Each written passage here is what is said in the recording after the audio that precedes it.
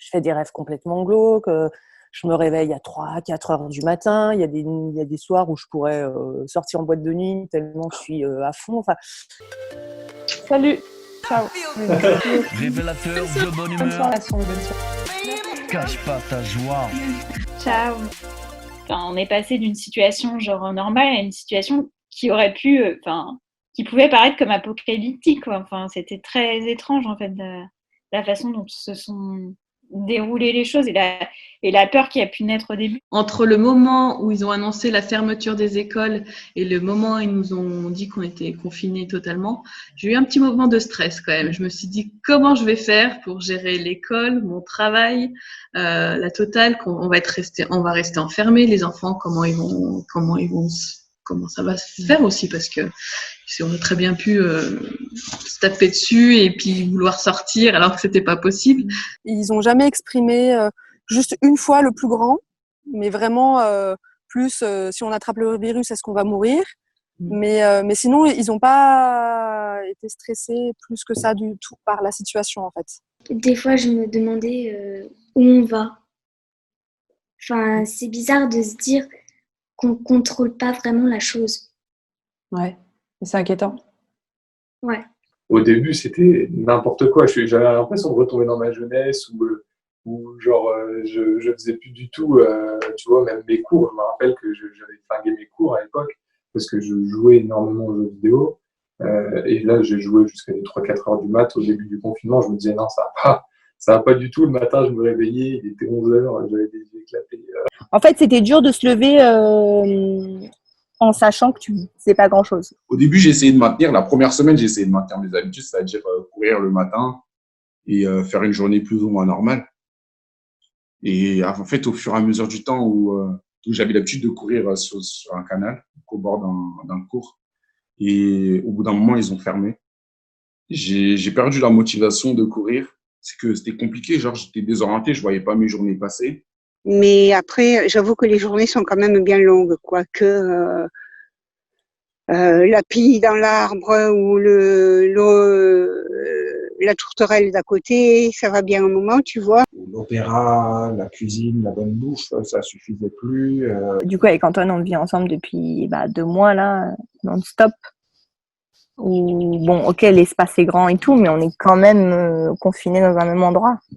Et je trouve que c'est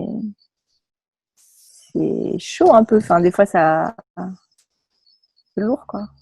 Alors, ce serait te mentir si je te dirais que, oh oui, pendant 55 jours, j'ai géré, pas de problème, j'ai été au taquet à 10 000. On est humain, on n'est pas des machines. À un moment donné, on a des émotions, on a des sentiments. Eh ben oui, à un moment donné, j'ai eu des petits coups de mou. Voilà. Mais je pense que ça fait partie aussi de l'humain. Mais j'ai eu quelques coups de mou, j'en ai eu 2-3 en 57 jours.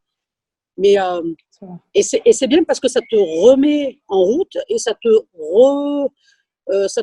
permet de revenir sur toi-même et d'aller explorer. Et j'ai exploré, crois-moi, et au plus profond. J'ai une grand-mère, enfin, il me reste plus qu'elle d'ailleurs, qui a fêté ses 100 ans le 1er avril.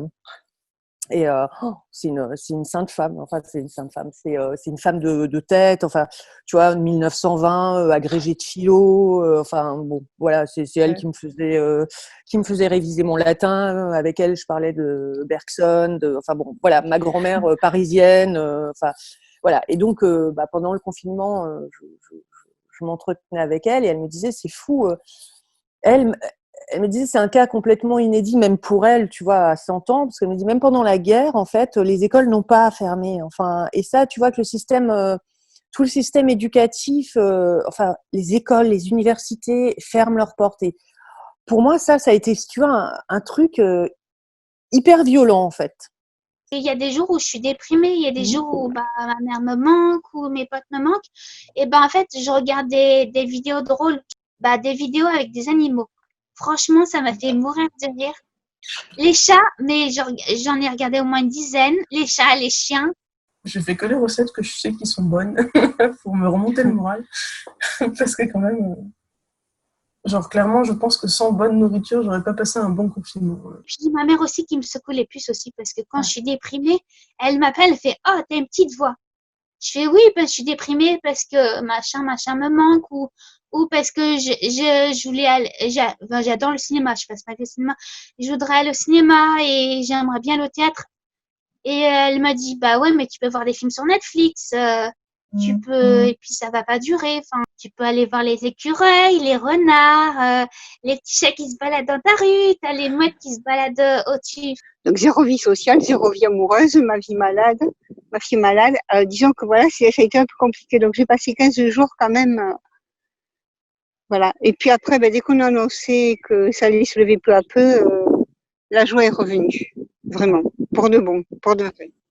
Et pendant ces moments difficiles, c'est quoi qui t'a fait tenir?